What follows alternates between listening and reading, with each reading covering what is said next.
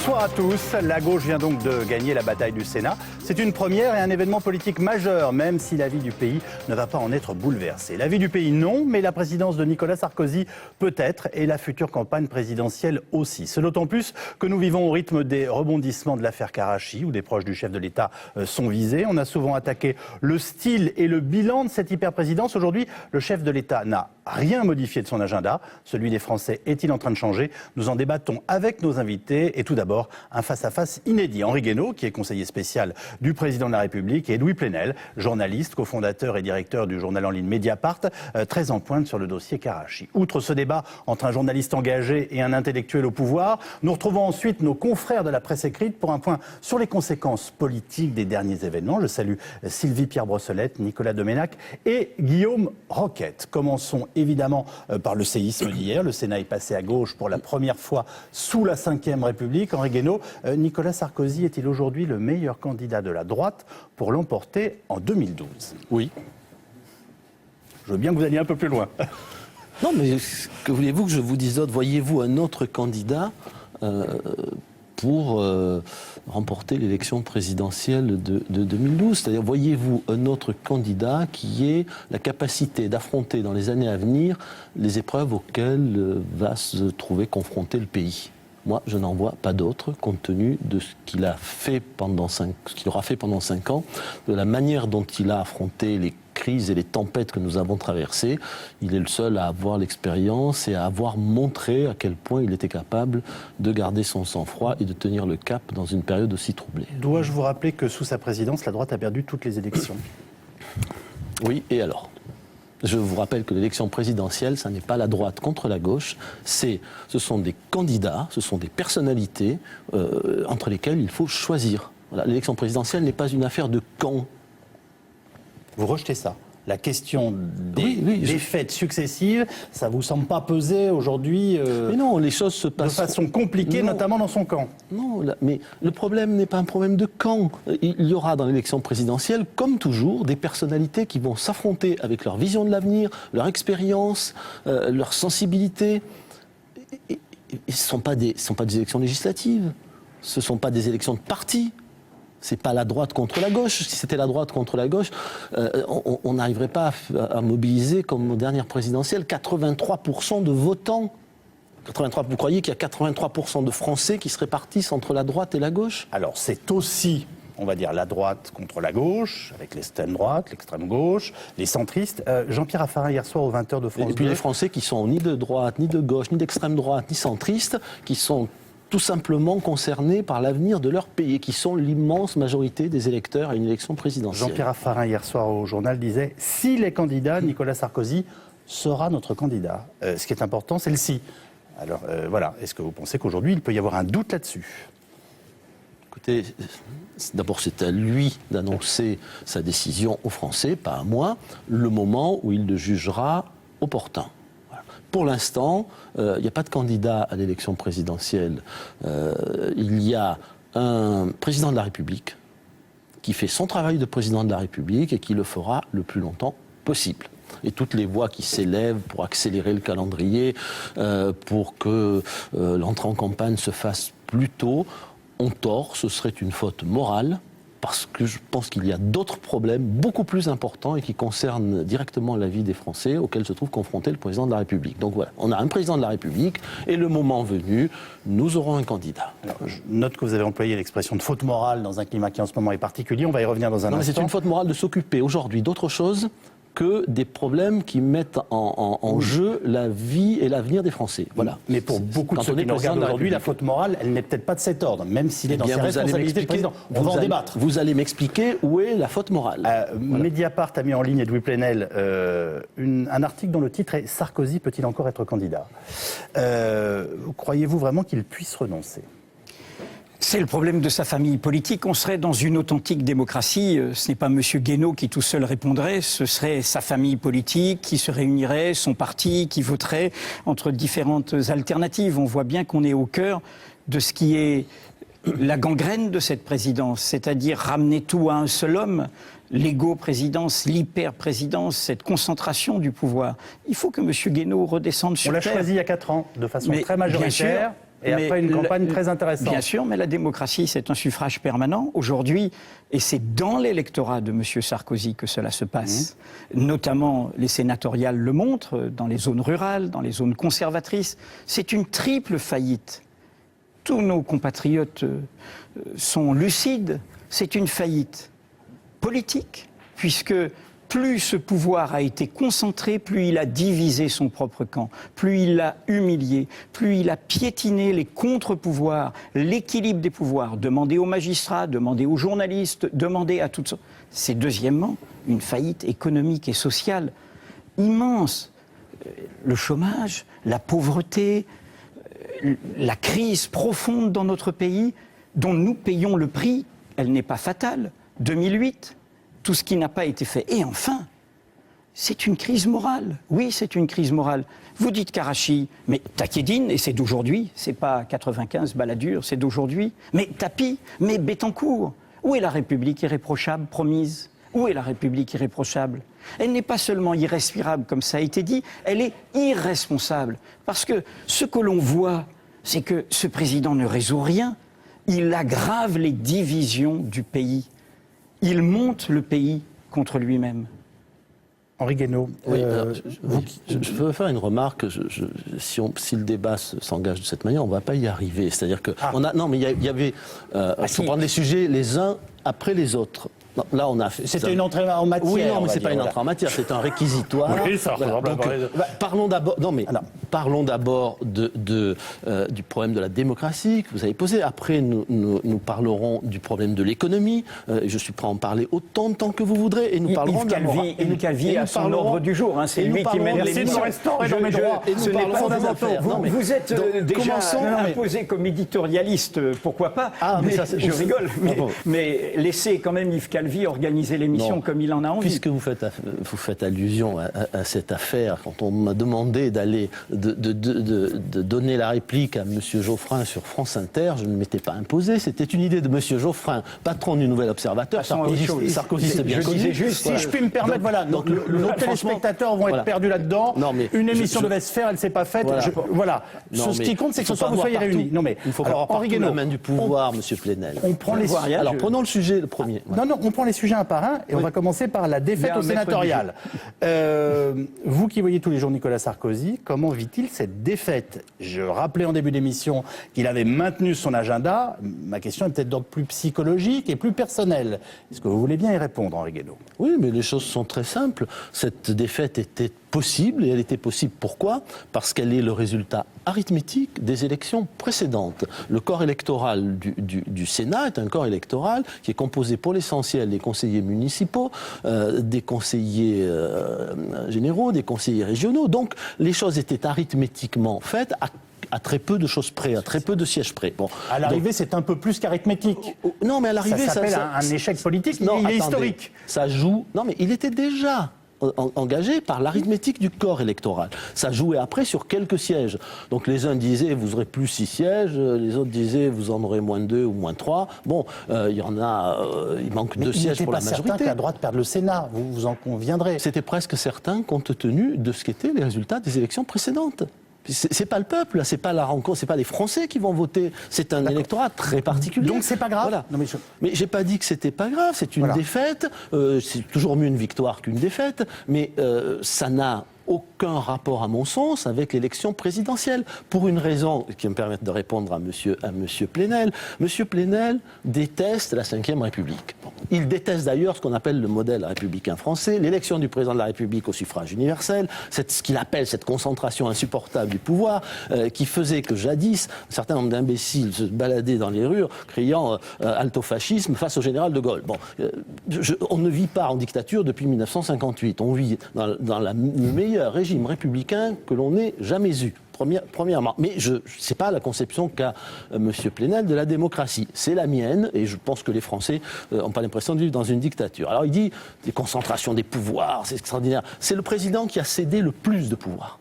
Le plus de pouvoir avec la réforme de la Constitution. Aucun président de la Ve République n'a eu aussi peu de pouvoir que Nicolas Sarkozy. C'est un fait Vous constitutionnel. répondez très bien, Henri Guénaud, à une question que je ne vous ai pas encore posée, Ben non, mais sur laquelle voilà. vous semblez réagir à ce que vous Non, mais savez c'est des prises de position non, d'Edoui Plenel. mais ce qui est intéressant, monsieur Calvi, ma c'est que- question, c'était Oui, j'ai compris. est-ce que perdre, pour la première fois de l'histoire de la Ve République, les élections au Sénat vous semble quelque chose d'important et auquel éventuellement il faut réfléchir Oui. dans votre famille politique? Non, mais bien sûr, mais il y a deux questions. Vous me demandez si le président de la République est très profondément affecté. C'est pas, il est pas joyeux d'avoir de cette défaite. Mais si vous me demandez si ça l'inquiète particulièrement en vue des élections présidentielles, je vous réponds que des élections présidentielles qui sont, n'en déplaise à M. Est-ce que ça l'a mis en colère? Est-ce que ça l'énerve? Non, Beaucoup mais n'ont pas pourquoi hésité à défier l'Élysée par des candidatures Pourquoi dissidentes Et au alors, Sénat. tout Est-ce que le vous avez temps. l'impression que la maison est tenue? Voilà, Tout la le maison temps. est tenue. Tout le temps, il y a des candidatures dissidentes. Tout le temps. Il n'y a pas une élection sénatoriale où il n'y ait pas beaucoup de candidatures dissidentes. Il y en a même peut-être un peu moins cette fois-ci que la fois précédente. Donc voilà, mais c'est le jeu de la démocratie, c'est la conséquence arithmétique des élections précédentes, mais ça n'a rien à voir avec l'élection présidentielle qui est la rencontre non pas d'un camp et des Français, mais d'un homme et du peuple. C'est une conception gaulienne qui n'est pas celle d'Edoui Plenel. C'est la mienne, c'est celle du président de la République. Et donc, voilà, c'est une défaite. Personne n'est content d'enregistrer cette défaite, mais ça n'est pas une catastrophe en vue de l'élection présidentielle, puisque ça n'a rien à voir. Sur le commentaire politique, vous vous laissez pas embarquer dans le débat, ce qui est intéressant d'ailleurs. Hein, sur c'est lui qui l'a votre ouvert. vision. Bon, C'est lui qui l'a ouvert, pas moi. Non, voilà, le commentaire politique, c'est ce qui s'est passé hier et ses conséquences éventuelles. Mais c'est extraordinaire. On a un exemple de ce que, par l'enquête, par l'information, je critique. Je l'ai critiqué sous François Mitterrand, qui a été le procureur de la Ve République. Et j'ai mis cela en évidence Et à qui l'époque. s'y est trouvé très à l'aise, Et Mediapart, le jour même de son installation à l'Élysée. Et Mediapart le fait sous cette présidence. À force de réduire la politique à un seul homme, du coup, cet homme, il n'est responsable de rien. Son camp perd, il est divisé, ses ministres s'en vont, d'autres se déchirent, des dissidences naissent. Il n'est responsable de rien. Il n'est responsable de rien. Il est irresponsable devant la justice et il est irresponsable devant le pays. Vous votez une fois tous les 5 ans et pendant ce temps-là, pendant 5 ans, circuler, il n'y a rien à voir. C'est cela qu'on nous dit. Ce n'est pas ça la démocratie. Ce n'est pas ça la promesse du Conseil national de la résistance de mars 1944, des gaullistes aux communistes, ce qui a relevé notre pays. Je rappelle juste à M. Guénaud, je suis un républicain. Il n'a pas le monopole de la République. Je suis un républicain. On n'a pas la même idée de la République. Et la République du CNR, c'est celle qui met dans notre Constitution que nous sommes une République démocratique et sociale, où il y a l'instauration d'une véritable démocratie économique et sociale impliquant l'éviction des grandes féodalités économiques et financières de la direction de l'économie. Elles ne sont pas là, les oligarchies. Elles ne sont pas là dans la négociation de la crise financière avec l'Élysée, les banques, les milliards donnés aux banques en 2008 sans contrepartie. Une plaisanterie. Mais c'est pas une plaisanterie. Nicolas Sarkozy n'est pas le seul responsable de ce que vous décrivez. Mais comment les choix faits en 2008 une Les choix faits en 2008. Il y a eu un formidable discours en 2008. Formidable. J'en ai fait l'éloge encore à Toulon, dont je pense que l'auteur est devant nous, qui disait quand même les marchés n'ont pas toujours raison, cette folie des marchés, qui disait les agences de notation, faut les mettre sous contrôle, les paradis fiscaux, cette dictature de la finance. Ce formidable discours a été suivi de quoi? De rien. Nos compatriotes savent quel est notre rôle à nous, journalistes. On prend les paroles, on regarde ce qui s'est fait. Vous savez quels étaient les déficits publics en 2007? Le niveau du PIB en Europe, 0,7%. Aujourd'hui, 7% du PIB. Pourquoi? Non pas parce qu'il y a des dépenses publiques excessives, parce qu'il y a moins de recettes publiques. La politique fiscale, le bouclier fiscal, une minorité de privilégiés. Monsieur Guénaud a oublié Monsieur Guénaud. Je suis Monsieur Guénaud depuis longtemps. Son combat avec Jacques Chirac pour la fracture sociale, son combat contre la pensée unique, contre les élites. Et Monsieur Guénaud se retrouve avec Monsieur Alain Minc aujourd'hui à dire le triple A, c'est un trésor national. Monsieur Guénaud, ressaisissez-vous. Redevenez vous-même. Alors, Bon, Guénaud va répondre à Guénaud via Plenel. Voilà, Je vous fais gentiment remarquer que vous ne m'aidez pas parce qu'il faut aussi qu'on commente l'actualité. Mais voilà, ce que vient de vous dire. Je ne suis pas Mais bien obsédé sûr, par non. les affaires. Non, Quand on y viendra, volontiers. On va y venir. Je laisse juste, Voilà. je le précise, Calvi. Henri Guénaud, réagir à ce que vous venez de nous dire, pense puisque que vous c'est- l'interpellez directement sur son engagement, même intellectuel. Sur la cohérence, sur la Mais je vous laisse cohérence, réagir et on va en après parler, nous mais c'est- parlons de l'affaire Karachi. Oui, mais enfin, c'est l'actualité aussi. L'actualité, c'est d'abord la crise. Si vous voulez, le reste, c'est bien, mais Parlons de ce dont vient de parler M. Plenel. Tout nous intéresse, Henri Guénaud. Oui, mais c'est quand même beaucoup plus important. Alors, M. Plenel a fait un magnifique discours à Toulon, certes, je remercie de l'avoir applaudi, et il ne s'est rien passé. M. Plenel, d'abord, la France n'est pas seule au monde. Ça vous a peut-être échappé. Mais c'est toujours la faute aux autres avec vous, Monsieur Guénaud. Je croyais que vous étiez pour la responsabilité oui, politique, vous allez... le volontarisme Bon, Monsieur Plenel, politique. je vous ai laissé parler, donc maintenant vous me laissez parler. Hein, voilà. Je vous avez longuement parlé à mon tour. Donc, on n'est pas seul au monde. Voilà. La France n'est pas seule au monde. Et il n'y a pas une personne sensée et raisonnable pour aujourd'hui ne pas pouvoir constater que la France a été à la tête de tous les combats qu'elle avait désignés au moment du discours de Toulon depuis 2008. Alors, prenons les choses... Alors, dites, on a donné de l'argent aux banques. On n'a pas donné de l'argent aux banques. Non. On a prêté de l'argent et ça a rapporté au Trésor public 2,7 milliards. 2,7 milliards. Tout l'argent a été récupéré, plus 2,7 milliards d'intérêts et de commissions. Moins que si on avait pris des participations dans les banques. Si aujourd'hui, je pense que ça serait perdant, Monsieur Calvi. Si vous regardez l'état actuel l'État n'est pas là pour spéculer. Bon, les banques n'étaient pas en faillite, c'est le système qui était en faillite.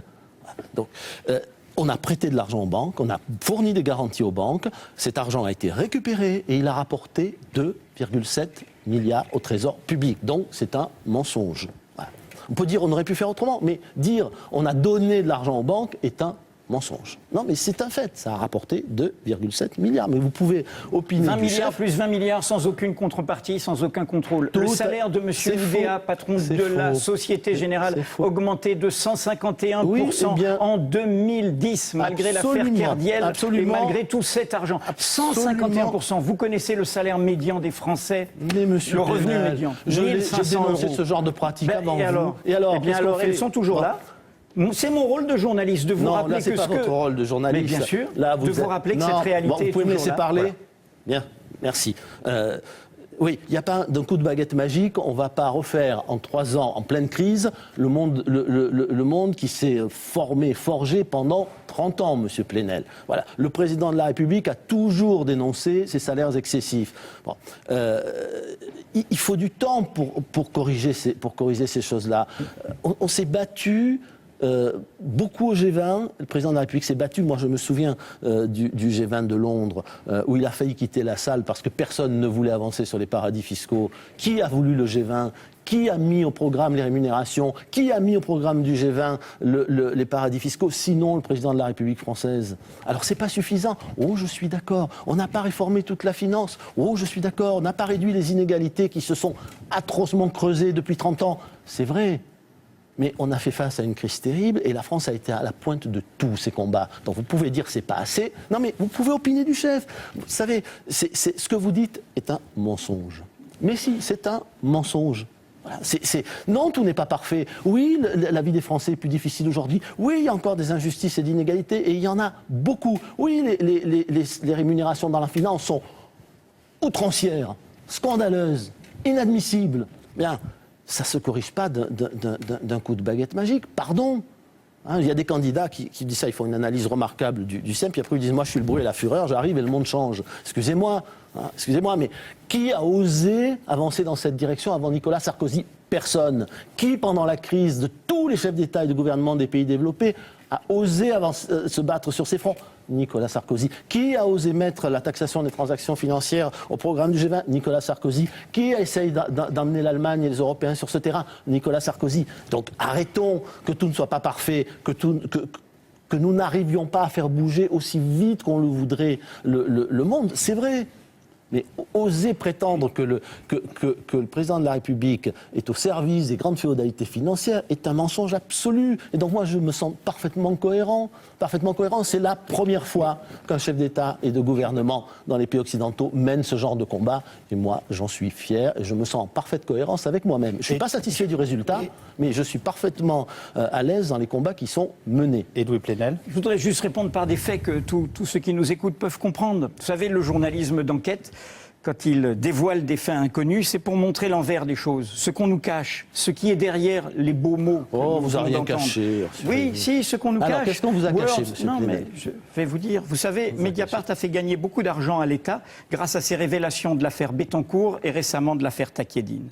Nous avons révélé l'immense fraude fiscale de Madame Bettencourt, grand soutien financier du président de la République, et qui faisait intervenir le président de la République dans une affaire judiciaire privée. Nous avons révélé que M. Takiedine, qui est du premier cercle du président de la République, proche de ses amis, au point de financer les vacances, d'inviter à ses frais, alors qu'il a gagné de l'argent de l'État dans des trafics d'armes, et que ce monsieur qui s'est enrichi grâce à ses liens avec M. Sarkozy, avec M. Copé, avec M. Bazir, ce monsieur dont la fortune par lui-même est évaluée à pas loin de 100 millions d'euros, et qui est français, résident fiscal en France, nous avons révélé qu'alors qu'il a fréquenté des ministres du budget quand même, M. Sarkozy l'a été, M. Copé l'a été, qu'il paye quoi ? 0 centime d'impôt. Et dans tous les documents que nous publions, qu'est-ce que nous découvrons ? Jusqu'en 2008-2009, pour des contrats avec la Libye, pour des contrats avec des pays de dictature, avec l'aval de M. Claude Guéant, alors secrétaire général de l'Élysée, qu'est-ce que nous découvrons ? Des paradis fiscaux, des sociétés au Liechtenstein, des niches qui sont là pour cacher de l'argent. Donc, comment ? Je pense que nous sommes dans une drôle de situation. Et c'est le rôle de M. Guénaud. Par moments, je me dis, mais est-ce que M. Guénaud a des oreilles et des yeux à l'Élysée ? M. Guénaud est un homme du discours. Words, words, words, comme dit Hamlet dans Shakespeare. Et donc, les mots. Mais il y a une réalité. Et cette réalité, elle est là. Quand nous la révélions sous un pouvoir de gauche, M. Guénaud s'en emparait. Il disait, regardez cette réalité, les journalistes indépendants la mettent sous vos yeux. Aujourd'hui, nous la mettons sous les yeux de M. Guénaud. Eh bien, voyez-vous, je crois que j'ai des yeux, que j'ai des oreilles, et que si j'avais vu passer la moindre valise, la moindre liasse de billets, je ne serais plus dans le poste où je suis. Non, mais simplement passer. Vous voyez, je regarde ce qui se passe autour de moi. Ah ben, vous ne lisez pas assez bien la bonne presse qui donne les documents qui montrent que tout ça a eu lieu. Non, monsieur Plenel, je vous défie d'établir un lien, d'apporter une preuve d'un lien entre M. Sarkozy et M. Takiedine. Je vous mets au défi. Eh bien, je vous réponds tout de suite. J'ai 2 documents là, qui sont dans le dossier. Ce document qui a été saisi en 2007 à la direction des constructions navales. Nicolas Sarkozy donne également son accord depuis le ministère des Finances. Non, ça n'a rien à voir avec monsieur. Ça a tout à fait à voir avec monsieur. Laissez-moi terminer et vous répondrez. Laissez-moi terminer, puisque c'est assez précis. Non. C'est assez précis. Et donc, pour la création de la société je laisse terminer. Laissez-moi terminer, vous n'y arriverez pas comme ça. De la société ANE qui est chargée de faire circuler les commissions et les rétrocommissions sur les fameux contrats concernant le Pakistan. Et là, c'est un rapport de la police luxembourgeoise, qui fait son travail. Il y a là le logo de la police luxembourgeoise et qui explique comment le ministre des Finances, ministre du Budget, a été au cœur de la construction de ce montage qui est au cœur du financement illicite de la campagne de M.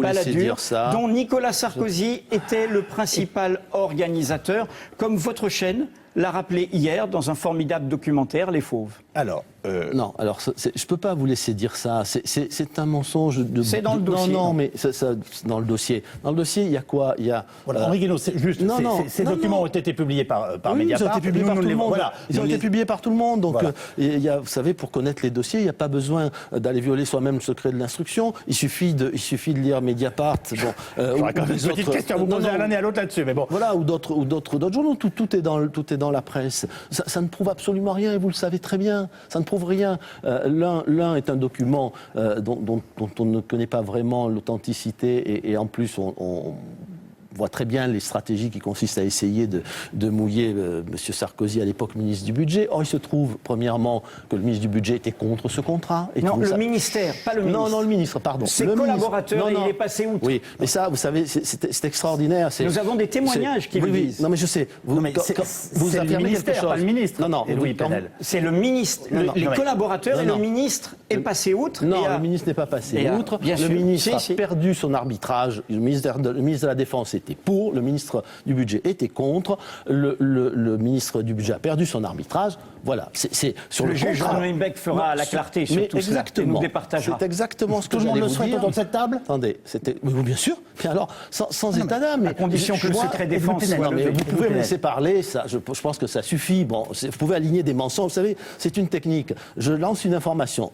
On vous dit vous n'avez pas de preuve. Vous dites pas de preuve. Alors on cherche, on trouve un témoin. On dit j'ai un témoin. Le témoin dit moi j'ai pas du tout entendu ça. On dit mais s'il dit ça, c'est qu'il y a eu des pressions. Donc voilà, c'est intéressant parce que vous ne démontrez jamais rien, vous ne prouvez jamais rien, mais vous laissez filtrer le doute, l'insinuation, voilà. Il n'y a rien.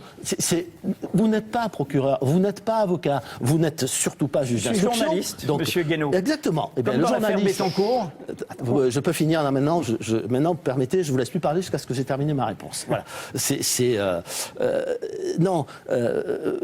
Ni vous ni moi ne sommes juges d'instruction. Alors vous sortez vos documents, très bien, que les documents sortent, que la justice fasse son métier, son travail. Moi, je suis pas venu avec le dossier d'instruction et si, je n'ai pas le moyen de l'avoir, contrairement à ce que vous pensez, et ça n'aurait aucun sens. Ce qui me dérange et ce dont on peut discuter, c'est de la pratique et de la méthode. Alors d'abord, je vous rappelle qu'on est passé d'un seul coup du salaire des banquiers à M. Takieddine. Aucun rapport, mais ça fait rien. C'est votre méthode et ça permet de tout mélanger, ce qui est une pratique assez détestable, je dois dire.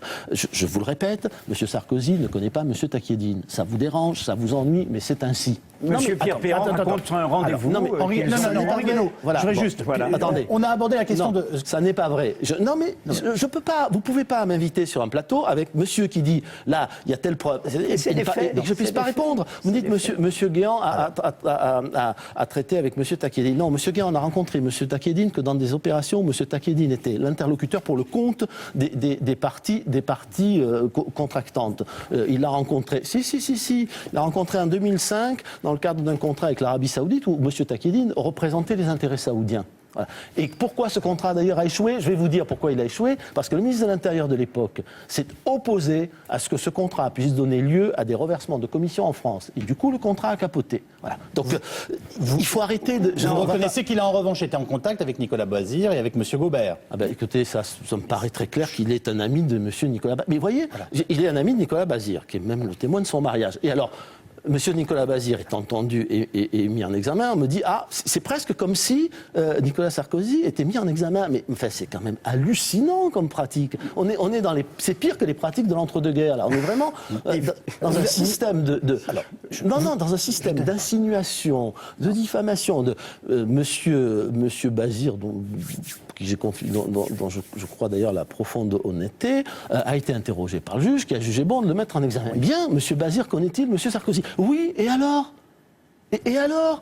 Et alors, M. Gobert a été son collaborateur. Oui, il était son collaborateur il y a 15 ans ou 16 ans. Bon, depuis, il n'a aucun rapport avec M. Gobert. M. Gobert est mis en examen. M. Gobert est mis en examen. Mais à aucun moment, M. Bazir a été interrogé pendant 14 heures. Et selon les... sauf que c'est tout le système de financement de la campagne d'Édouard Balladur qui est remis en cause. Moi, je suis très à l'aise pour vous en parler. Je faisais la campagne de Jacques Chirac. Oui, mais j'entends bien. Donc, c'est pas un piège qu'on vous tend. Non, mais M. Sarkozy était-il trésorier de la campagne de M. Balladur ? Non. M. Sarkozy en était le porte-parole. En était le porte-parole. Il n'avait pas de responsabilité. Le ministre des Finances de l'époque, enfin le ministre du Budget de l'époque n'a pas eu à donner son accord à des versements de commission. L'autorisation préalable n'existe plus depuis 92. C'est M. Bérégovoy qui l'a aboli. Il n'avait absolument pas à donner son accord à cette opération. Il ne l'a pas donné. Personne ne peut produire un document où montrant qu'il a donné son autorisation. Il ne l'a pas donné. donné, et vous le savez très bien. Et Louis Plenel veut réagir. Non, mais cessons de procéder par insinuation. On avait un débat intéressant sur les féodalités économiques. Est-ce que je peux expliquer? On se retrouve avec M. Taquiedine. Si M. Guénaud a accepté de débattre à votre proposition avec moi, c'est qu'il sait que on ne procède pas par insinuation. Et quand M. Guénaud, sous la gauche, a eu quelques mésaventures, il s'est tourné vers qui pour avoir un porte-voix? L'un des cofondateurs de Mediapart, Laurent Mauduit, quand il a été débarqué du commissariat au plan. Donc il sait quel type de journaliste nous savons. Il sait quel type de journaliste nous sommes, c'est-à-dire des journalistes qui travaillent, qui vérifient, qui recoupent et qui n'avancent pas comme ça, en l'air, leurs affirmations. L'affaire Taquiedine, pas seulement Karachi, les milliers de documents que nous publions depuis plus de 2 mois, ceux-là même qui ont provoqué les témoignages, parce que ça a réveillé les ex-épouses de ces messieurs qui se sont retrouvés à témoigner chez les juges et qui a permis des vérifications. Il y a des documents, il y a des témoins, il y a des recoupements, il y a des écoutes téléphoniques aussi que l'on a découvert, et ainsi de suite, et ainsi de suite. Nous ne sommes face à une affaire qui met en évidence un clan autour d'un homme qui s'est constitué dans la bataille entre Chiraciens et Baladuriens. Je rappelle que les Chiraciens avaient le parti, donc le financement, que les Baladuriens avaient absolument besoin d'urgence d'argent, et que dans ce moment-là, on a imposé tout d'un coup de nouveaux intermédiaires. C'est là que M. Taquiedine est arrivé et a fait fortune. Ces gens-là ne se sont pas séparés, ont continué ensemble. Et je voudrais dire à M. Guénaud, qui devrait mieux nous lire, qu'après 2002, qu'après 2007, Monsieur Taquiedine est chez lui à l'Élysée, nous en avons les documents. Il organise des rendez-vous avec Monsieur El Assad, le dictateur syrien. Il organise. Henri Guénaud vient de vous dire qu'ils ne se connaissent pas. Mais il rencontre. Mais nous avons les preuves où il traduit. Il traduit les conversations. Nous avons les notes de Monsieur Guéant à Monsieur Taquiedine sur les voyages en Libye, quand il y a eu la lune de miel avec le dictateur Kadhafi en 2008. Avec l'accord de M.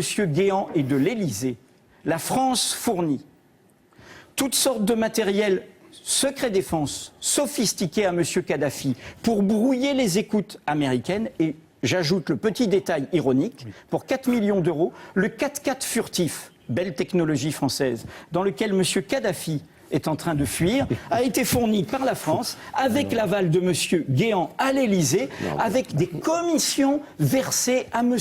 Taquiedine. Tout ça est public. La question est Louis Plenel aujourd'hui, elle est, puisque nous sommes en période de réélection, que la campagne est lancée, comme l'a dit hier soir, la bataille est lancée, même dit le Premier ministre François Fillon. Pardon, Henri Guénaud, c'est en quoi le président de la République est-il directement concerné par ces malversations? Si vous faites le tour, M. Hortefeux est son lieutenant depuis toujours, et son homme de confiance. M. Gobert n'est pas un personnage secondaire. Tous ceux qui ont travaillé sur les Hauts-de-Seine savent le rôle central de M. Gobert lié à ça. M. Bazir, les 2 Nicolas autour de la campagne de Balladur et témoin de mariage, ce qui n'est pas indifférent au mariage avec Carla Bruni.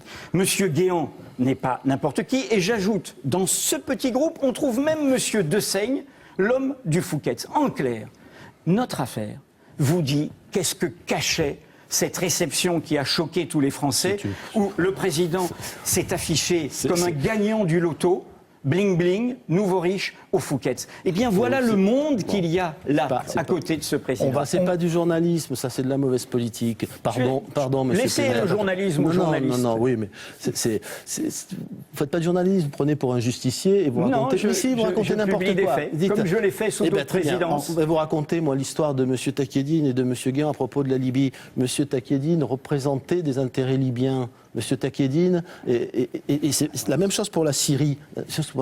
Quelqu'un vient et vous fait au nom du gouvernement syrien. Donc il est bienvenu. Vous disiez tout à l'heure, ça s'est arrêté en 2005. Non, j'ai dit que ça avait commencé en 2005. Monsieur Guéant avait fait sa connaissance en 2005. Il ne l'avait rencontré que comme représentant d'intérêts étrangers. Voilà, ce qui est le cas. Quand quelqu'un vient vous faire au nom du gouvernement syrien des offres d'ouverture, etc., pas, vous l'écoutez quand vous Mais êtes... il fait des notes à la présidence sur ce qu'elle doit faire lors du voyage, les éléments de langage de M. Sarkozy rencontrant M. El Assad, dictateur, qui réprime son peuple. Mais écoutez, on va pas...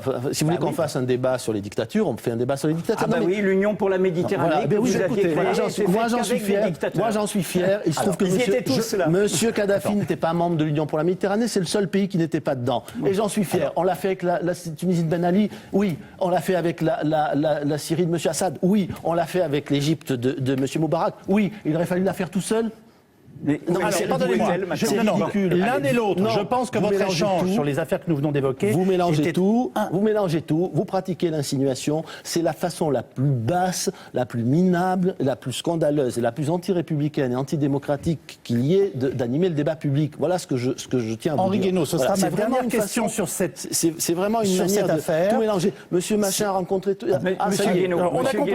Non, Louis Plenel, juste une chose. Attendez, je vous en prie. Je vous pose une question. Henri Guénaud, si M. Guénaud a plein d'adjectifs à mon endroit, je vous permettrai quand même. Oui, les quelques adjectifs méritent quand même une petite réponse. Un instant. Henri Guénaud, le communiqué de l'Élysée, jeudi, a affirmé qu'il n'y a rien dans le dossier d'instruction contre Nicolas Sarkozy. Pardon, mais vous allez mettre les choses au point. Il n'y a pas de dossier d'instruction. Je vous pose la question. Il n'y a pas écrit dossier d'instruction. Que tout le monde s'est posé à la lecture de ce texte. Comment le savez-vous? Mais il n'y a pas écrit dossier d'instruction.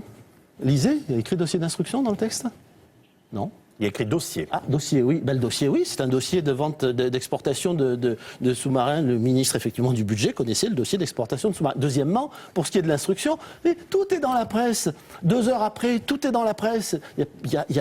Voilà, et croyez-moi, si le président de la République avait été directement cité, directement concerné, on le saurait. Ça aurait fait l'objet d'une campagne terrible. Or, c'est pas une campagne de preuve, c'est une campagne d'insinuation. Autre question, Louis Plenel, et vraiment ensuite, je clôt le débat sur cette partie de l'émission. C'est la méthode qui me choque. Le fond, c'est le juge qui en décide. Sans fausse naïveté de ma part, on a connu beaucoup d'affaires ne reposant que sur l'accusation et finissant par s'effondrer. Pouvez-vous être certain en ce moment que nous ne sommes pas aussi en face d'épouses bafouées, puisque ce sont des femmes entre autres qui parlent, dont on a des récipicés de conversations téléphoniques, qui se vengent de leur mari. Voilà, vendredi les femmes parlaient, aujourd'hui une fille défend son père, en l'occurrence Milena Gobert, qui explique que sa mère raconte n'importe quoi. Est-ce que vous comprenez que ça amène de la confusion et qu'on peut se poser des questions vu la portée in fine de ces événements? Mais l'accélération récente de ces événements résulte de 3 ans, en l'occurrence, d'enquête journalistique. Vous savez, le document qui relance toute l'enquête Karachi, Mediapart le publie en septembre 2008. L'accélération vient après 2 mois et demi où, dans une certaine indifférence, nous avons publié tous ces documents Takedine. Je veux juste dire à M. Vos confrères de Marianne vous rendent hommage ce matin en expliquant que vous avez continué à travailler. Je pense que tout le monde... Même si le travail n'est pas du tout... Je voudrais dire... Bien sûr que ça concerne le président de la République et tous les Français l'ont concerné. Je voudrais juste dire à M. Guénaud... M. Guénaud, sur les adjectifs qu'il a employés à mon égard et que je mets sur le compte vous savez, quand on veut noyer son chien, on dit qu'il a la rage. Je voudrais juste rappeler à M. Guénaud, quand même, que l'année dernière, c'était la tempête Bettencourt.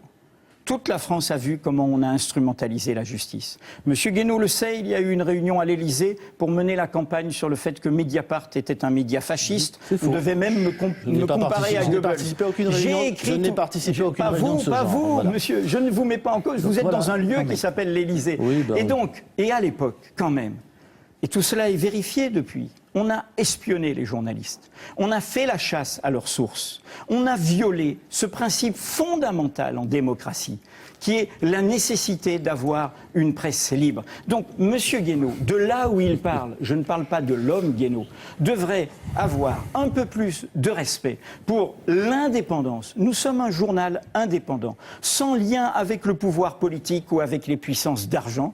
Nous rendons compte professionnellement de notre travail, et quand l'Élysée a voulu nous poursuivre, je rappelle que j'ai interpellé le président de la République sur toutes ces surveillances.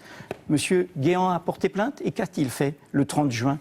Il a retiré sa plainte. Pourquoi? Quelques jours avant, la juge d'instruction avait eu la preuve des fameuses fadettes d'écoute des journalistes. Donc, nous sommes face à une présidence dont j'ai du respect pour l'itinéraire de M. Guénaud, mais dont M. Guénaud me semble parfois, je le dis comme je le ressens, l'idiot utile.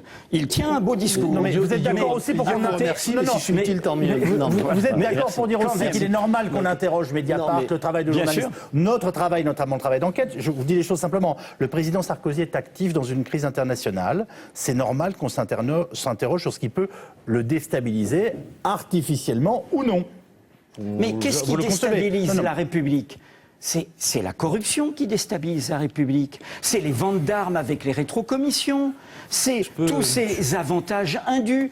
Vous vous rendez compte, dans d'autres démocraties, mais des ministres démissionneraient pour moins que ça. Se faire payer des vacances par un intermédiaire en vente d'armes. Quand, monsieur ? Comment est-ce possible ? Quand ? Eh bien, c'est expliqué aujourd'hui sur Quand ? Mediapart. Non, Vous c'est pouvez quand le la date lire des vacances en détail. C'est quand la Voilà. date de ces vacances Mais c'est quand ? de toute façon, ça ne doit Non, pas mais se c'est quand faire. ils étaient Un homme ministres politique, Ils étaient ministres un homme politique ne doit pas fréquenter des gens comme ça. Non, mais ils Un étaient- homme politique ne C'est doit quand pas fréquenter. C'est quand, si j'ai bien compris, c'est quoi Vous faites Mais un référence homme à politique ne quelque doit chose pas qui s'est passé fréquenter en des gens comme ça. 1991 Non, c'est beaucoup plus récent. Ah bon Un journaliste beaucoup peut le plus faire. récent. Un journaliste Écoutez, peut le faire. Non plus, Moi, non je plus. n'ai- Mais moi, je pense qu'un journaliste doit faire très attention aussi à ses fréquentations, bien sûr. Ah, ben, Un journaliste est aussi responsable de l'intérêt public. Alors, parlons de la campagne à venir. Il va y avoir un travail non, juste un mot quand même sur les vacances. Le président de la République s'est-il fait payer des vacances par un marchand d'armes ? C'est ce qu'affirme Madame Nicolas Takedine. Le président dans de la son République témoignage s'est-il fait au le juge. président Non, de la Nicolas République Sarkozy, qui, je vous le rappelle, est en politique ministérielle Écoutez, depuis moi- 2002 et il a été de 93 à 95. Voilà, moi je travaille avec lui Voilà. depuis 2006. Je n'ai jamais vu le président de la République partir en vacances aux frais d'un marchand s'il En vous tout cas, plaît. le secrétaire général de On votre passe- parti l'a reconnu, lui, Monsieur Copé. Ah, mais On ça, c'est le passe- problème Et de ça ne monsieur. vous pose pas de problème. Mais c'est son problème. Je veux dire, moi, je ne suis pas juge. La justice Mais dira la vertu, que c'est le la président de la justice, République. La réponse, Attendez. il se trouve qu'Henri Guénaud l'a donné hier en disant quand un de vos amis commet des indélicatesses, vous ne trouvez Le pas normal d'en président de être la accusé à sa République, En place. quoi le président de la République On peut l'interpréter est-il comme on en veut. cause dans cette affaire? En quoi, à part par un processus et un procès d'insinuation parfaitement inacceptable, en quoi le président de la République est-il concerné? on parle Vous savez de comment l'avenir. M. Takedine l'appelle dans les documents le patron? Écoutez, moi je ne sais pas comment M. Takedine l'appelle. Ce que je sais, c'est que le président de la République n'a aucune relation avec M. Takedine, que M. Takedine a représenté des intérêts étrangers, et pas du tout des intérêts français, que l'argent n'a pas circulé entre M. Takedine et M. Sarkozy. Je vous défie de prouver le contraire. Vous pouvez penser que je suis un imbécile, un idiot, utile ou inutile, mais je ne suis pas si naïf que vous le pensez, et peut-être pas aussi con. Voilà. On parle des campagnes- Voilà, si j'avais le sentiment, si j'avais la moindre présomption, mais franchement, je partirais en courant, monsieur Plenel, et mon jugement vaut le vôtre. Je ne suis Bien pas sûr. plus idiot que vous. Les Français ont Voilà. vu l'affaire Tapie aussi, et elle vous a pas fait partir en courant. La justice privée pour Bernard Tapie, ça vous justice a pas privée. choqué, ça? Mais Près de 400 millions pour M. Cher Bernard Edoui Plenel, Tapie. est-ce qu'on ne peut pas en mais- rajouter une petite non, couche on à va chaque pas- fois parce que Mais- je veux vous faire parler non, d'autre mais chose. monsieur- Et en l'occurrence de l'avenir et Non, de mais la il campagne. est clair que tout le monde connaît monsieur Mazot, tout le monde connaît les trois arbitres. Et Dont monsieur l'un est Mazot, par exemple, contestable. monsieur Mazot est un autre idiot utile qui ne voyait rien. Il fallait laisser la qui justice connaissent- faire. tous les gens- mais la justice, vous savez très bien que ça aurait coûté à l'État beaucoup plus cher. Non. Voilà. Vous n'êtes Henri plus le Guénaud. Guénaud que j'ai connu. Eh bien, je suis désolé de vous décevoir. Il a changé. Je suis désolé de Il vous s'est décevoir. oublié. Eh Henri bien, moi, Guénaud. je vais vous dire, vous n'êtes plus le journaliste que j'ai connu. Ah, si, si, mais si, non, j'ai le même vous entêtement. Vous Si on prenez peut faire quelque chose pour vous ce soir. Vous vous prenez pour un justicier ou pour un juge Mais d'instruction. non, Henri Guénaud, je mets s'il des vous plaît, faits que quel vous ne souffle. voulez pas voir. Mais là, non, mettez pas Quel des faits. Vous souffle. interprétez et vous supputez, vous sous-entendez. Mettez les faits sur la table, laissez la justice faire son travail. Vous la voulez indépendante. Vous trouvez qu'elle n'est pas indépendante, la justice? Vous trouvez que les journalistes ne sont pas indépendants? Mais Vous en le êtes la parquet preuve- n'est pas la indépendant chez preuve nous. vivante. Le parquet n'est pas Quels indépendant et sont- nous l'avons Non, mais la vu pendant justice l'affaire l'est, regardez, Bettencourt. la justice l'est, toutes les affaires suivent leur On va cours. voir comment qu'il va y a un travailler juge, M. Van là. Ruymbeck et Edoui Plenel. Alors, Et quel journaliste souffle, aussi. Henri Guénaud, quel souffle peut trouver le président Sarkozy pour proposer un projet de nouvelle candidature dans le climat que nous traversons? Vous nous avez dit en tout début d'émission, Non, c'était mais- votre première réponse. Moi, je ne Vous vois savez- personne d'autre pour porter les espoirs de l'UMP et de la droite. Vous Non, mais- constaterez qu'en ce moment, Oui, c'est quand je même vais vous dire. irrespirable. Moi, Donc je vous oui. dis, quel souffle peut-il trouver? Non, mais je vais vous répondre en deux temps. Le premier, c'est je m'énerve. Ah bon, je m'arrive de dire quelques noms d'oiseaux, parce que M. Plenel est un peu irritant et c'est sa façon de mener les débats. Bien. Mais sur le fond, effectivement, ce climat est détestable. Mais vous savez, c'est toujours le même climat en temps de crise. On trouve toujours des gens pour essayer de nourrir le tous pourri. Et ça marche toujours en temps de crise. Parce qu'il y a une réponse, c'est la réponse que Clémenceau faisait à ses détracteurs qui essayaient de le coller dans l'affaire de Panama. Un jour, il a fait un discours, il a dit, mais où sont les millions? Ben là, où sont les millions? Où sont les millions, les fortunes qui ont atterri dans les poches des gens qui sont cités, en particulier du président de la République. Où sont les millions, Monsieur Plenel? Quand vous les aurez trouvés, nous en reparlerons. Bon, ça, c'est la première chose. La deuxième chose, c'est que ça marche tout le temps, si vous voulez. Ça a marché avec l'affaire de Panama en essayant d'impliquer Clémenceau, ça a marché avec Salingro, ça a failli marcher avec Pompidou et l'affaire Markovitch. Je veux dire, voilà, dès qu'il y a des moments difficiles, dès qu'il y a des moments de crise, ça marche, le tous pourri fleurit, et quoi qu'on dise et quoi qu'on fasse, ça permet de le faire gonfler. Ma question, c'est comment trouve-t-il un souffle à sa campagne? Justement, c'est intéressant. Il faut se détacher de tout ça. Tout ça est normal. Les Français sont dans la difficulté. Et donc, c'est assez facile de provoquer cette réaction. Mais je ne sais pas si on a la même conception de la République et de la démocratie. Ce que je sais, c'est que c'est quand même un problème pour la démocratie et pour la République que de nourrir le tous pourri pour faire le jeu comme d'habitude, et comme ça a été le cas dans des affaires présentes, en particulier dans les années 30, au moment de la grande crise, qui détruit la République, qui fait le jeu des extrêmes, sinon ceux qui nourrissent tous pourris, au lieu de laisser... mettez des faits sur la table, laissez la justice faire son travail, mais arrêtons l'insinuation qui détruit la démocratie et qui détruit la République, M. Plenel. Edoui Plenel, les affaires font rarement perdre les élections. Ouais. Et le président Sarkozy, comme en témoigne son agenda aujourd'hui, il préside réunion sur la crise avec les ministres du G20, demande aux universités de limiter les hausses d'inscription. Voilà. La vie du pays continue. Ce matin, il y a des enfants qui sont allés à l'école, leurs parents les ont accompagnés. Il y a des gens qui ont voté hier. Voilà. Et donc, en fait, Henri Guénaud vous interpelle sur le climat que nous créons et à qui ça profite. Et je pense que le sous-entendu, c'est que ça profitera aux extrêmes et peut-être, par exemple, au Front National. Qu'avez-vous envie de lui répondre? Bien sûr, je connais ce refrain. Vous savez, l'équipe de Mediapart est composée de journalistes qui ont la trentaine, pour la plupart, qui sont jeunes, qui sont attachés à leur métier, comme un métier essentiel en démocratie. Et ils ne cherchent pas le tous pourri. Ils veulent relever la République. Ils veulent qu'elle soit vraiment une République démocratique et sociale. Parce que c'est notre Constitution qui le dit. C'est ce qui est notre loi commune, y compris celle de celui qui est président actuellement. Et donc, ils mettent ces faits sur la table pour que le débat public s'en saisisse. Le tous pourri, le Front National, ce qui le fait monter, c'est des discours comme celui de Grenoble, qui désigne les Français d'origine étrangère, qui fait la guerre entre Français, la désignation des binationaux, cette façon de violer le pacte. Je rappelle que notre Constitution dit qu'on ne fait pas de différence entre Français selon l'origine. Ce n'est pas moi qui ai tenu ce discours, c'est M. Sarkozy. Alors nous, quel est notre credo? Eh bien notre credo, c'est celui d'un homme, et il était autant républicain que M. Guénaud, qui disait « La démocratie, c'est beaucoup plus que la pratique des élections et le gouvernement de la majorité. C'est un type de mœurs, de vertu, de scrupules, de sens civique, c'est un code moral. » Pierre Mendès France, il était radical. Ce qui veut dire radical, prendre les problèmes à la racine. Aujourd'hui, prenons les problèmes à la racine. Mettons fin à la corruption. Mettons fin à ceux qui font mal à la République. Nos alertes ne servent qu'à ça. Elles ne servent qu'à redresser la République. Et nous les avons pour ceux qui ont fondé Mediapart et qui donc ont exercé leur métier sous d'autres présidences. Nous l'avons toujours fait. Sous cette présidence-là, comme sous d'autres. Et nos compatriotes, ceux qui ont fait basculer le Sénat et qui ont voté Sarkozy avec sincérité, croyant à la République irréprochable, eh bien, ils souhaitent la même chose. Donc, le tous pourri, non. Au contraire, relevons la République. Alors, on va relever la République en multipliant les affaires Clearstream. Vous savez, on prend une liste et puis on se dit, tiens, si on rajoutait un nom... Monsieur Guénaud, Clearstream, la légende était celle de Monsieur Sarkozy. Voilà. Si on J'ai été victime... Si on rajoutait un nom, eh bien voilà. Eh bien non.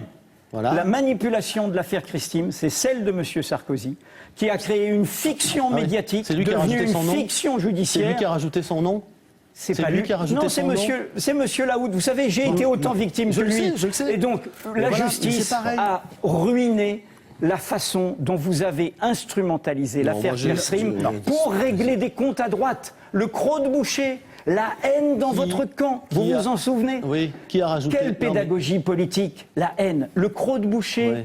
Casse-toi, pauvre con. Non, Cette mais ça, vulgarité. Ça n'a rien à voir. Mais comment ça n'a rien à voir? Le croc de boucher. Cette violence, Quand vous trouvez cette votre violence. nom rajouté sur une liste de ce genre, Eh bien, je pense l'ai que trouvé, moi aussi. On peut avoir une réaction violente. Oui, Mais le problème, c'est non, quand... je n'ai pas eu une réaction mais violente. j'en moi. sais Je rien. regrette, j'ai trouvé que vous aviez eu tous les deux un peu d'auteur de vue Non. dans vos deux dernières interventions. il m'a relancé sur Pierre Srim. Oui, Mais je n'en sais vous rien. aimez bien redémarrer sur les crocs La de boucher différence aussi. entre le président de la Mais le République... croc de boucher, c'est pas moi qui l'ai fait. Non, monsieur c'est Plenel. monsieur Sarkozy à propos de La Dominique de différence- Villepin. On ne Monsieur peut pas Plenel. lancer la phrase et dire après c'est pas moi qui l'ai dit. C'est pas bien. La différence entre Non. lui et vous, c'est quand vous dites quelque chose, quand vous proférez une insulte, personne ne vient vous filmer. Mais je ne profère jamais Donc, d'insultes, c'est- monsieur Nous Guénon. allons bien donner sûr. la parole Sauf l'idiot utile, et c'était plutôt gentil. à mes confrères de la merci, presse je vous écrite. remercie. Si vous avez d'autres compliments, ne bougez pas, Merci l'un et l'autre d'avoir tenté de discuter ensemble, même si les dossiers sont délicats. Alors, quelles conséquences politiques après cette nouvelle défaite de la droite et ces affaires dont on ne sort pas? On en débat avec nos invités donc de la presse écrite dans un instant.